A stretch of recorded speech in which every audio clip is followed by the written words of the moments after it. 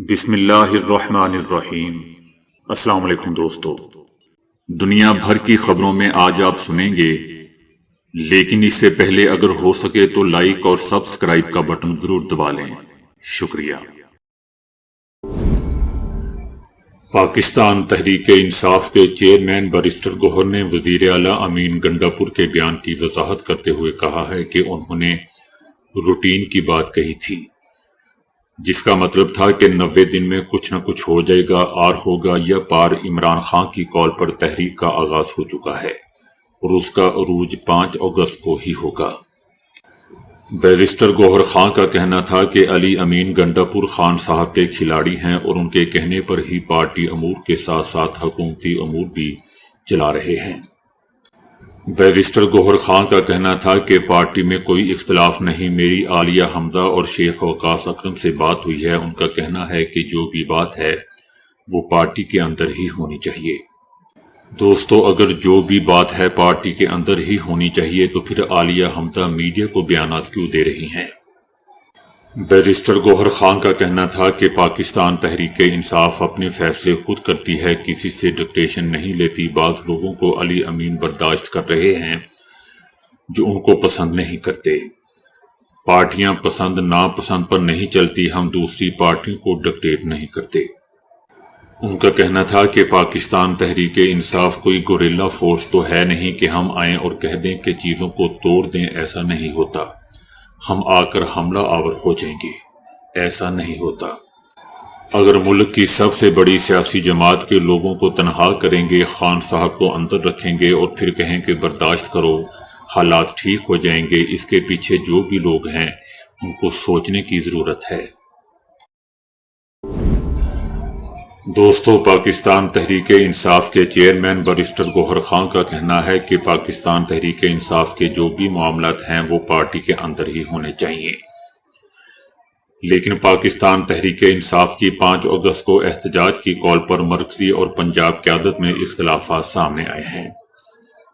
پنجاب کی chief organiser نے 5 اگست کو احتجاج نہ کرنے پر عہدہ چھوڑنے کی دھمکی دے دی ہے۔ بیرسٹر گوہر خان وزیر اعلیٰ خیبر پختونخوا علی امین گنڈاپور سمیت دیگر مرکزی رہنما 90 دن میں فائنل احتجاج کی کال پر قائم ہیں، تاہم پنجاب کی چیف آرگنائزر عالیہ حمزہ 5 اگست کو فائنل کال کے موقف پر ڈٹ چکی ہیں، جو کہ دوستو میرے نزدیک بیوقوفی ہے۔ 5 اگست کو دوستو زیادہ سے زیادہ کیا ہوگا؟ وہی ہوگا جو 26 نومبر کو ہوا، بلکہ اس سے بھی بہت کم ہوگا، کیونکہ ایک تو گرمی بہت ہے، تو اگر فائنل کال 5 اگست کی دے دی گئی تو آگے پھر راستہ بند ہو جائے گا۔ کال کو اوپن رکھنا چاہیے، آگے مزید دنوں تک جانا چاہیے جب تک فیصلہ کوئی نہیں ہو جاتا۔ اس لیے عالیہ حمزہ جو بھی فیصلہ کر رہی ہے یا اس کے پیچھے جو بھی لوگ ہیں وہ سب بیوقوفی کر رہے ہیں، بلکہ پارٹی کا تماشا بنا رہے ہیں۔ اگر کوئی بھی بات ہے تو پارٹی کے اندر رہ کر ڈسکس ہونی چاہیے۔ ہر بندہ اپنی اپنی دکان چمکا رہا ہے، ادھر سوشل میڈیا پر بیٹھے گندے انڈے اپنی علیحدہ ہی بات کر رہے ہیں۔ دوستو، اگر پاکستان تحریک انصاف کے سوشل میڈیا کے گندے انڈے ایک سائٹ پر ہو جائیں یا ان کو ایک سائٹ پر کر دیا جائے تو پاکستان تحریک انصاف کی بہت سی پرابلم ویسے ہی حل ہو جائیں۔ ان کو نہ تو اسٹیبلشمنٹ کی ضرورت پڑے اور نہ ہی حکومت کی۔ میرے خیال سے جو سب سے زیادہ گند اچھال رہے ہیں وہ سوشل میڈیا کے گندے آنڈے ہیں۔ اس بات کو صرف سمجھنے کی ضرورت ہے سنجیدگی سے۔ عالیہ حمزہ نے پنجاب کی تنظیم اور عہدیداروں کو بھی 5 اگست کے احتجاج کی تیاریوں کی ہدایت کر دی ہے۔ دوستو، عالیہ حمزہ کس تنظیم اور عہدیداروں کی بات کر رہی ہے؟ ایسا لگتا ہے کہ پنجاب میں جیسے پاکستان تحریک انصاف ویسے ہی ختم ہو چکی ہے، اس لیے خیبر پختونخوا والے بھی پاک پنجاب کو کوئی لفٹ نہیں کروا رہے، کیونکہ پنجاب کے سب رہنماؤں کا کام زیرو ہے، اور جو پاکستان تحریک انصاف کا کام کر رہے ہیں وہ پنجاب کے جو بھی لوگ ہیں وہ سوشل میڈیا پر کام کر رہے ہیں، لیکن وہ کام کم کر رہے ہیں، بگاڑ زیادہ رہے ہیں، اس لیے میں ان کو گندے آنڈے کہتا ہوں۔ پنجاب میں پاکستان تحریک انصاف کا کوئی کام، کوئی ہلچل نہیں ہے۔ اگر جو بھی کام ہو رہا ہے وہ صرف خیبر پختونخوا کی طرف سے ہو رہا ہے۔ اگر پنجاب سے کارکنان تھوڑے بہت ایکٹیو بھی ہیں تو دوستو وہ صرف راولپنڈی کے ہیں۔ البتہ راولپنڈی سے لوگ ضرور نکلتے ہیں۔ مقبوضہ وادی کی آزادی کی خاطر جانوں کا نذرانہ دینے والے 22 کشمیریوں کی یاد میں دوستو دنیا بھر میں یوم شہدائے کشمیر منایا گیا۔ 13 جولائی 1931 کو ایک اذان کی تکمیل کے لیے 22 کشمیری مسلمانوں نے اپنی جانیں دی، لیکن ظلم کے آگے سر نہیں جھکایا۔ 13 جولائی 1931 کو سری نگر سینٹرل جیل کے باہر قیدیوں کی رہائی کے لیے کیا گیا احتجاج عزم اور ہمت کی لازوال داستان بن گیا۔ یہ شہادتیں اس جدوجہد کا آغاز تھی جس نے کشمیر میں آزادی کی چنگاری کو شعلہ بنا دیا۔ احتجاج کے دوران دوستو ایک شخص نے اذان دینی شروع کی تو ڈوگرا راج کے سپاہیوں نے اسے فائرنگ کر کے شہید کر دیا۔ تو دوسرا شخص اذان دینے لگا، ڈوگرا سپاہیوں نے اسے بھی شہید کر دیا۔ ایک کے بعد ایک کشمیری جان کی بازی ہارتا گیا، مگر دوستو اذان مکمل کی گئی اور جب اذان کا آخری کلمہ ادا کیا گیا تو 22 کشمیری شہید ہو چکے تھے۔ دوستو ایسے ہوتے ہیں کشمیری جس کو بھارتی حکومت یا مودی سرکار زیر کرنے کی کوشش کر رہی ہے، ناکام کوشش کر رہی ہے۔ ان شہداء کی یاد میں ہر سال کی طرح 13 جولائی کو بھی یوم شہدائے کشمیر منایا جاتا ہے۔ اس سلسلے میں دوستو مقبوضہ وادی اور آزاد کشمیر سمیت دنیا بھر میں کشمیریوں کی جانب سے شہداء کی یاد میں ریلیاں نکالی جاتی ہیں اور دعائیں پڑھی جاتی ہیں، دعائیں کی جاتی ہیں۔ شکل سے اور اپنی باتوں سے فراڈیا لگنے والا MNA جمشید دستی کی تعلیمی اسناد جعلی نکلی۔ الیکشن کمیشن نے رکن قومی اسمبلی جمشید دستی کی نااہلی کی درخواستیں منظور کر لیں۔ الیکشن کمیشن نے محفوظ فیصلہ سناتے ہوئے رکن قومی اسمبلی جمشید دستی کی تعلیمی اسناد کو جعلی قرار دے دیا۔ ویسے تو دوستو یہ بندہ جمشید دستی شکل سے ہی فراڈیا لگتا ہے، لیکن میرا الیکشن کمیشن کو یہ پیغام ہے کہ اپنی سندیں بھی ضروری چیک کر لیں۔ مجھے تو وہ بھی جعلی لگتی ہیں، مطلب اپنے عہدیداروں کی یا اپنے ملازمین کی سندیں بھی چیک کر لیں۔ مسلم لیگ نون کا کہنا ہے کہ حکومت از خود عمران خان سے کوئی رابطہ کرنے کے موڈ میں نہیں ہے، نہ کوئی رابطہ کرنا چاہتی ہے، نہ کسی رابطے کی ضرورت محسوس ہو رہی ہے۔ عمران خان جس جگہ پر اس وقت بیٹھے ہوئے ہیں اس میں حکومت کا کوئی عمل دخل نہیں ہے۔ مسلم لیگ نون کا کہنا ہے کہ عمران خان کے اوپر جو کیسز ہیں وہ چرس، بھنگ، افیم وغیرہ کے نہیں ہیں، وہ ٹھوس مقدمات میں جیل کے اندر ہیں۔ ہمارے لیڈروں سے ملنے کون گیا ہے؟ عمران خان گئے ہیں کسی سے ملنے؟ عمران خان جب حکومت کر رہے تھے تو کون سا لیڈر بشمول نواز شریف کے جیل کے اندر نہیں تھا؟ وہ کسی سے ملاقات کرنے گئے۔ ہم کوئی اس طرح کا ارادہ نہیں رکھتے، نہ حکومت کا کوئی کاروبار عمران خان کے جیل میں ہونے کی وجہ سے رکا ہوا ہے۔ مسلم لیگ نون کا کہنا ہے کہ معیشت اللہ کے فضل و کرم سے بہتر ہو رہی ہے، خارجہ تعلقات بہت اچھے جا رہے ہیں، ہم نے بھارت کے ساتھ بہت فیصلہ کن جنگ لڑی ہے اور اس میں فتح حاصل کی ہے۔ اللہ کے کرم سے ہمارا بازار حصص نئے ریکارڈ قائم کر رہا ہے۔ پاکستان میں 80-90 ہزار قیدی اور بھی ہیں، حکومت کس کس کے پاس جائے اور کیوں جائے؟ دوستو میرا مسلم لیگ نون سے کہنا ہے کہ حکومت انشاءاللہ جیل میں، اڈیالہ جیل میں ضرور جائے گی۔ ابھی 1-2 سال ذرا انتظار کر لیں، پوری کی پوری حکومت اڈیالہ جیل میں ہوگی، اور ہو سکتا ہے کہ تب عمران خان ان سے جیل میں ملنے جائیں۔ ٹاکرا دونوں کا دوستو ہوگا ضرور، تب عمران خان اڈیالہ جیل میں ادھر ہوں گے اور حکومت ادھر ہوگی۔ بہرحال مسلم لیگ نون کا کہنا ہے کہ ہم عمران خان کے سیل کا دروازہ کیوں کھٹکھٹائیں، ان کے بغیر کون سا کاروبار حیات بند ہے؟ ہم نہیں سمجھتے کہ ملک کے اندر کوئی بحران ہے، کہتے ہیں کہ سیاسی بحران ہے، یہاں کوئی بحران نہیں ہے، سب کام بالکل آئین، قانون، قاعدے، ضابطے کے مطابق چل رہا ہے، عدالتیں کام کر رہی ہیں، حکومتیں کام کر رہی ہیں، اسمبلیاں کام کر رہی ہیں، مارکیٹیں کام کر رہی ہیں، کھلی ہوئی ہیں، بازار کھلے ہوئے ہیں، خاردہ تعلقات چل رہے ہیں، باہر سے وفود آ رہے ہیں، باہر وفود جا رہے ہیں، معمول کے مطابق کاروبار ریاست چل رہا ہے۔ ٹھیک ہے صاحب، یہ چلانے والے آپ کو چلا رہے ہیں، کل یہی لوگ بھی آپ کو چلتا کریں گے۔ بہرحال دوستو، مسلم لیگ نون کا کہنا ہے کہ عمران خان اگر جیل میں ہیں تو ہم نے نہیں ڈالا، وہ انہوں نے خود اپنے آپ کو ڈالا، اور اب اگر بند گلی میں ہیں تو یہ ان کا اپنا کیا دھرا ہے، وہ پتھر خود ہی رکھتے ہیں اپنے راستوں میں۔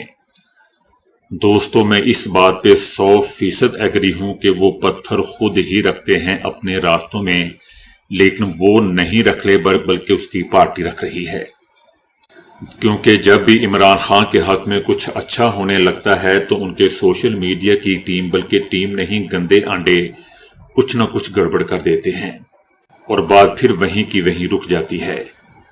البتہ ان گندے آنڈوں کے پیسے ضرور بن جاتے ہیں۔ عمران خان کے سابقہ اہلیہ ریحام خان نے بھی دوستو سیاسی جماعت بنانے کا اعلان کر دیا۔ لگتا ہے کہ دوستو اس کے گھر سے بھی آٹا ختم ہو چکا ہے، کیونکہ جب گھر میں بھوت پڑنے لگتی ہے، دیکھا تو یہی گیا ہے، تو پھر وہ بندہ سیاسی بن جاتا ہے۔ دوستو، یہ دنیا کی واحد خاتون ہے جس کو عمران خان نے اتنی عزت دی، لیکن یہ واحد خاتون ہے جو اپنے سر پر مٹی ڈال رہی ہے، بلکہ کیچڑ ڈال رہی ہے، اور ہمیشہ سے ڈالتی آئی ہے۔ اس کو عزت بالکل راس نہیں ہے۔ بہرحال یہ خاتون ہے، میں اس کے بارے میں زیادہ بات نہیں کر سکتا۔ اس کا کہنا ہے کہ اس نے اپنی سیاسی جماعت کا نام پاکستان ریپبلک پارٹی رکھا ہے۔ البتہ دوستو، یہ بشرا بی بی سے 100% 100 درجے بہتر ہے۔ کم از کم گھر سے بھاگی ہوئی عورت تو نہیں ہے، اپنے جوان بچوں اور اپنے خامد کو چھوڑ کر تو نہیں بھاگی۔ سوائے پی ٹی آئی والوں کے مجھے لگتا ہے دوستو بشرا بی بی کو تاریخ میں اچھے نام سے یاد نہیں کیا جائے گا۔ ریحام خان کا کہنا تھا کہ 2012 میں بی بی سی میں ملازمت اختیار کی تھی، بی بی سی سے مستعفی ہو کر اپنی والدہ کے پاس 4 سال رہی۔ مجھے پاکستان سے پیار ہو گیا، میں نے 2012 سے 2025 میں پاکستان کو دیکھا ہے۔ ریحام خان کا کہنا تھا کہ ہماری عوام کے پاس پینے کا پانی نہیں ہے۔ مجھے ایک بچی نے کہا کہ آپ بھی کہیں ان سیاستدانوں کی طرح نہ ہو جائیں، اس لیے میں سیاست سے الگ رہی۔ میں نے خود کو کسی بھی سیاسی ایکشن سے دور رکھا، کسی بھی سیاسی جماعت میں جانے سے دور رکھا۔ دوستو، آج یہ خاتون جو سیاسی جماعت بنا رہی ہیں، شکر کرتا ہوں کہ عمران خان سے یہ دور ہیں۔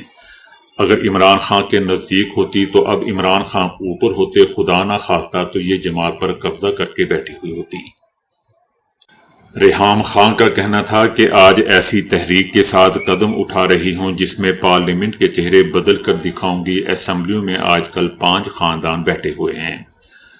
اب دوستو دیکھنا، پی ٹی آئی والوں نے رولا ڈال دینا ہے، خاص طور پر ان کے سوشل میڈیا کے گندے آنڈوں نے، کہ ریحام خان کو اسٹیبلشمنٹ لے کر آ رہی ہے۔ غزہ میں حماس کی کارروائی میں اسرائیل کا دنیا کا محفوظ ترین تصور کیا جانے والا دوستو مارک 4 ٹینک تباہ ہو گیا، جس کے نتیجے میں 3 اسرائیلی فوجی ہلاک اور 1 افسر شدید زخمی ہو گیا۔ یہ واقعہ جبالیہ کے علاقے میں پیش آیا، جہاں 401ویں آرمڈ بریگیڈ کا ٹینک ایک زوردار دھماکے کی زد میں آ گیا، جبکہ اسرائیل کی طرف سے پروپیگنڈا کیا جا رہا ہے کہ دھماکہ ٹینک کے اندر موجود گولہ پھٹنے کے باعث پیش آیا۔ زخمی آفیسر کا نام ظاہر نہیں کیا گیا، تاہم اس کی حالت تشویشناک بتائی جا رہی ہے۔ اس واقعے کے بعد دوستو غزہ میں زمینی آپریشن میں ہلاک ہونے والے اسرائیلی فوجیوں کی تعداد 454 تک جا پہنچی ہے۔ اسرائیل نے مارک 4 ٹینک کو ناقابل تسخیر قرار دیا تھا، بالکل اسی طرح جیسے وہ آئرن ڈوم دفاعی نظام کو ناقابل شکست سمجھتا تھا، جسے حالیہ ایران اسرائیل جنگ کے دوران دوستو ایرانی میزائلوں نے ناکارہ بلکہ ٹھوس کر دیا۔ ہندوتوا کی حامی مودی سرکار کی خطے میں دہائیوں سے جاری مسلمان دشمنی سے مزید پردے اٹھتے جا رہے ہیں، جبکہ مودی سرکار نے دوستو بنگلہ دیش کو بھی نشانہ بنانا شروع کر دیا ہے۔ بھارت میں ہندو انتہا پسند جماعت بی جے پی کی کٹ پتلی مودی سرکار اور گودی میڈیا بلکہ بدبودار میڈیا مذہب کی آڑ لے کر بنگلہ دیشی معاشرے میں انتشار پیدا کرنے کی سازش میں مصروف ہے۔ مودی کا بدبودار میڈیا کی بنگلہ دیش میں ہندو مظلومیت کی آڑ میں مسلم مخالف بیانیاں بنانے کی کوشش بے نقاب ہو گئی ہے۔ بنگلہ دیشی نجی تنظیم ریومر سکینر نے گودی میڈیا بدبودار میڈیا کا راز فاش کر دیا۔ ریومر سکینر کا کہنا ہے کہ بھارتی بدبودار میڈیا نے سوہگ کو دانستہ طور پر ہندو ظاہر کیا ہے۔ لال چند میاں عرف سوہگ ایوب علی کا بیٹا اور ایک سکریپ ٹریڈر تھا۔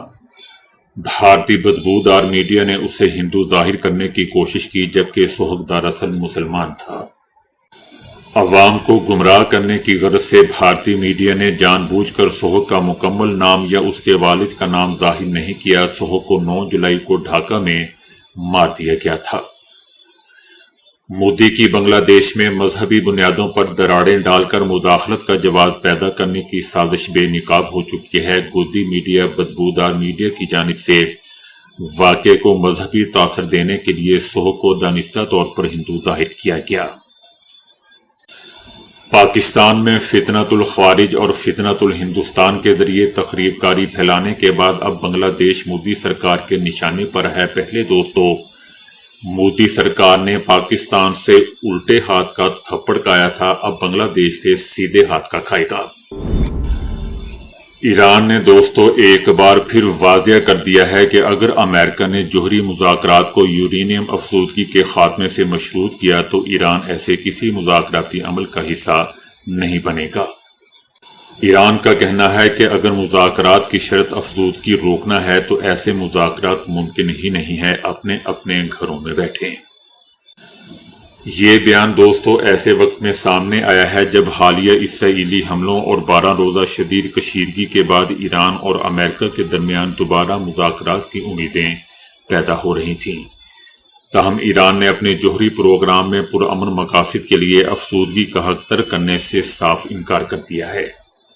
ایران کا کہنا ہے کہ ہم خلوص نیت کے ساتھ پہلے مذاکرات میں شریک ہوئے تھے، مگر چھٹے دور سے قبل اسرائیل اور امریکہ نے ایران کے خلاف کھلی بدماشی کی۔ یہ لوگ ناقابل اعتبار ہیں۔ تو دوستو ابھی کے لیے اتنا ہی۔ ویڈیو کو لائک اور شیئر کرنے کا بہت بہت شکریہ۔